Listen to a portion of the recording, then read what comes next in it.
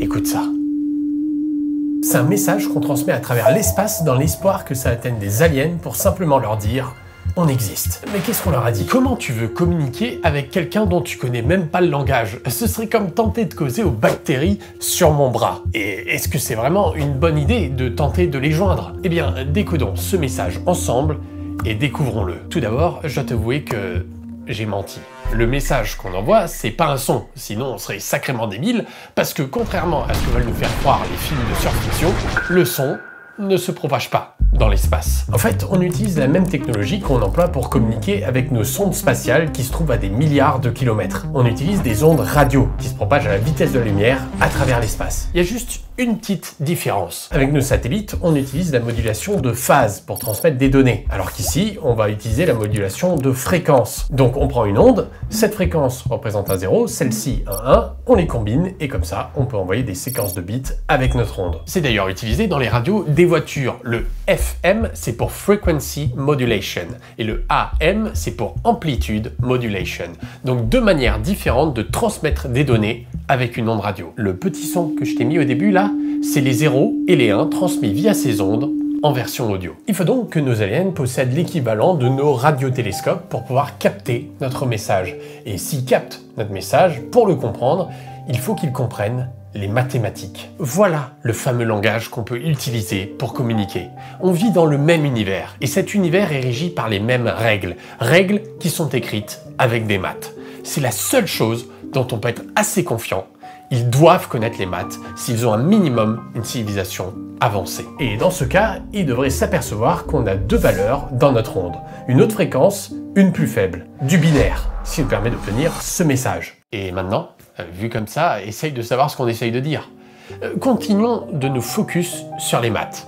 On pourrait compter le nombre de 1, le nombre de 0, le nombre total de Bingo. Ce nombre a une particularité très intéressante. C'est un nombre semi-premier. Il y a les nombres premiers qui sont uniquement divisibles par 1 et par eux-mêmes, puis il y a les nombres semi-premiers qui sont obtenus en multipliant deux nombres premiers. Cette particularité sauterait aux yeux d'un humain parce que les nombres semi-premiers sont au cœur de la cryptographie. Il faudra que j'en fasse une vidéo d'ailleurs. Et 1679, c'est 73 x 23. 73 x 23, je sais pas vous, mais ça ressemble à une dimension. Peut-être bien que c'est une image. 73 x 23 pixels. Les 1 représentent un carré blanc, les 0 un carré noir et...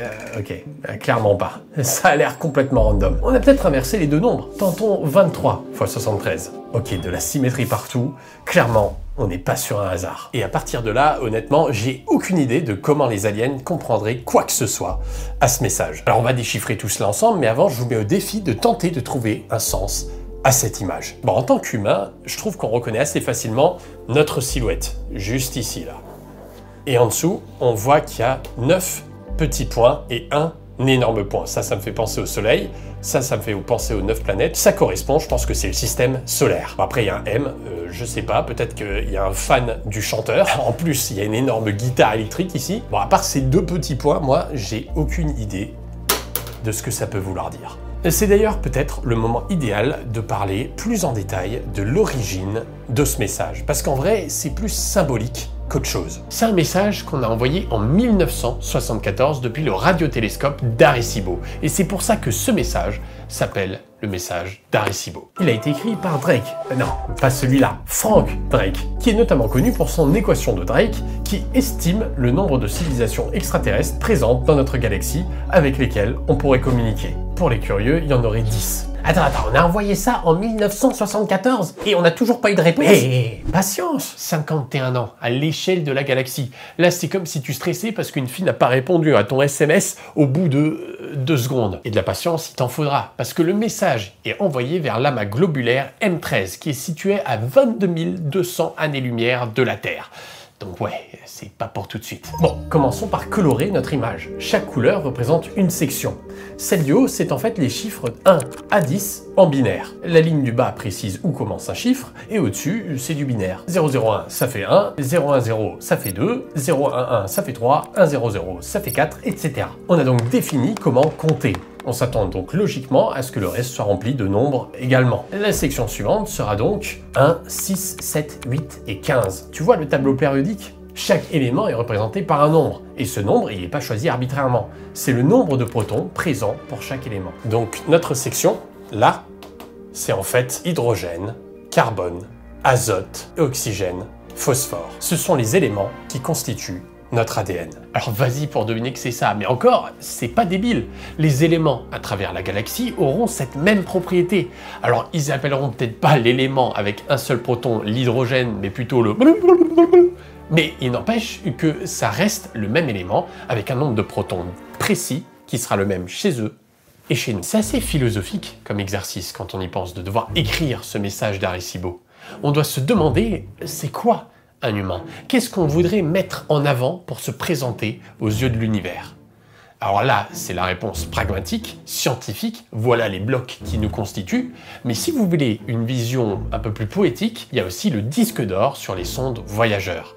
S'ils récupèrent nos sondes et qu'ils arrivent à lire ce disque, ils trouveront dessus des photos de nous, des animaux, de paysages, de la Terre, mais aussi des enregistrements de musique, de l'environnement, de nos voix, leur disant bonjour dans plein de langues différentes. Et ouais, on est poli, on dit bonjour, comme ça, on n'aura pas de problème. Et aussi des instructions gravées dessus pour leur dire quoi faire. Mais bon, bonne chance quoi.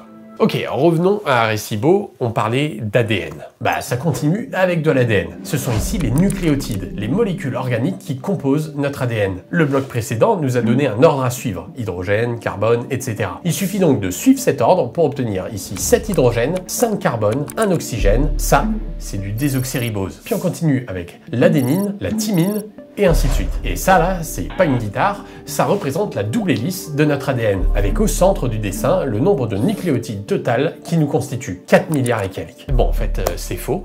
En 1974, c'est ce qu'on pensait. Aujourd'hui, on estime que c'est 3,2 milliards.